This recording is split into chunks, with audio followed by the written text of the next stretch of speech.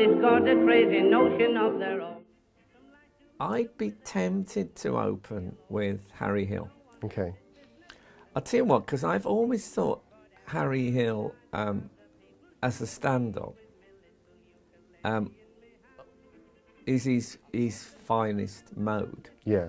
And he, perhaps more than any other modern comic, is the one who's done gags where I've thought, oh, I wish I'd thought of that, which really? I don't normally think of. Oh, okay. He did a gag about, he said, chimpanzees, they love a centre parting, don't they? That to me is just, it's just such a joyous thing to say. I love it.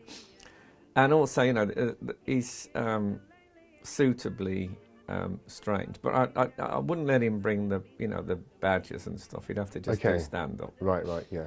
So I'd put him on. Open with Harry. How many are on? We've got, we can say 2 in each half. Okay, 2 in each half.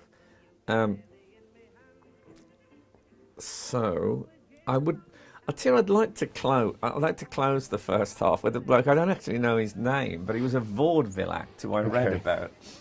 And he used to come on stage, he wore a tuxedo, and he used to come on stage carrying a stepladder, and there'd be music playing, and he wouldn't speak, he'd set up the stepladder, and then he'd climb up the stepladder, and the music was going on, and he's smiling at the crowd, and he'd stand on that little platform at the top of a stepladder, and he'd put his hands behind his back, and then he would jump off the stepladder and land on his head. Oh my God.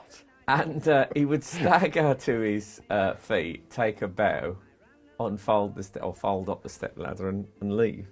And I just think no matter who else I put on this bill, no matter what geniuses they are, the next morning at work, he's the act people are going to be talking about. God, this is such a difficult one, but a good one. It's the kind of one I could talk about forever with other comics. I know I'd close with Lenny Bruce. Okay, why is that? Just because it's actually a bit tricky, because I don't think Lenny Bruce is that funny on lots of levels. Okay. I just think I was talking earlier to someone, I just think he's so honest and so raw. Yeah. And it would just make me happy for me to say, ladies and gentlemen, our headliner, Lenny Bruce. Yeah.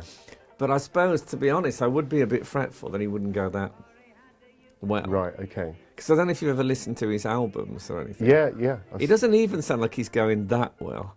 It's sort of cool cat laughter. Yeah. But you know, I'm going to risk him. And also, there's always something exciting about a night where the headliner dies.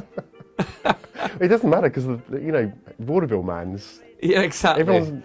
Yeah, Harry will have stormed it, and then vaudeville man. So I need someone. I would like to put a female comic on, but I don't know who that would be. If I'm going to go through the greatest of all time, it's difficult. I do like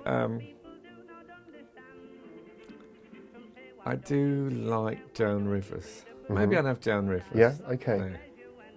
Because I think it'd be good to have someone who was banging out like finely crafted one-liners. Yeah. One after the next. Yeah. I'm a bit lacking in music, which I'm a bit fretful about. But you know, musical comedy. Well, I mean, 4 acts. There's only so much you can. Yeah, exactly. Do I that, think that you've got to sacrifice something. I'm going to take a risk on Lenny just because he changed my life. Right. I think. Really? Was he the sort of the first person that you? Well, he didn't really have any influence on my comedy particularly. Yeah. I got into him much earlier. Okay. And I think he made me an honest man, if you like. Right. I like the fact that I was talking about this recently. In the West Midlands, people really didn't talk about anything very deep. Okay. It was sort of a bit of an odd thing if a bloke started telling you about.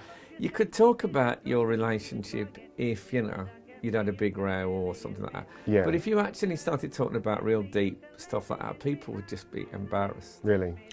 And you couldn't really talk about your fears and doubts at all. Whereas Lenny Bruce seemed to not just talk about it, but do it all on stage. Yeah. And talked about everything and just had lots of brilliant ideas. Yeah. With me little ukulele in me hand. It'd be small. Yeah.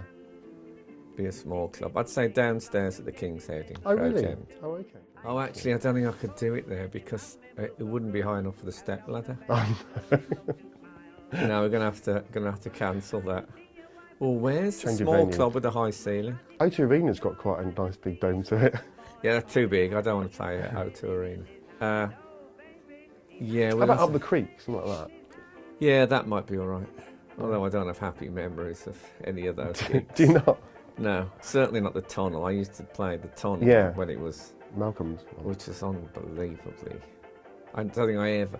I was booked to do 20 minutes there on several occasions. I don't think I ever did more than about 8. Really? So I just get, hummed off. Just their thing. The whole audience would go. They still do that at Millwall now. If you go to Millwall Do games, they do that. Yeah, it's really intimidating. It is. They were very good at intimidation. Oh my goodness. The thing is, I used to stay at Malcolm Hardy's house when I was in London doing gigs. He'd say, Yeah. "Oh, come and stay at my house," and I just think it's very, very lovely of this guy. And when I was lying in bed on Sunday morning, the phone always rang, and I knew it was a comic who'd woken up and thought, "I can't face it." So then Malcolm would knock on the door and say, "You're not going home tonight, are you?" So then I'd end up doing the Tunnel. So. They remembered booing me off the last time. It was only like 2 weeks ago, so yeah, it was very painful.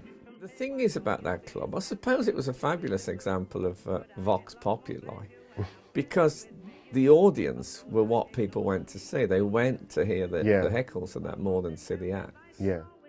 Who was it who went on there and said, "Hello, I'm schizophrenic," and somebody shouted, "Fuck off, both of you." So that's how you heckle. Yeah, the heckle. I mean, they were really good heckles, definitely. Said, what about a stroll down by the sea? She said her name was Jane and that she'd just come for the day. She looked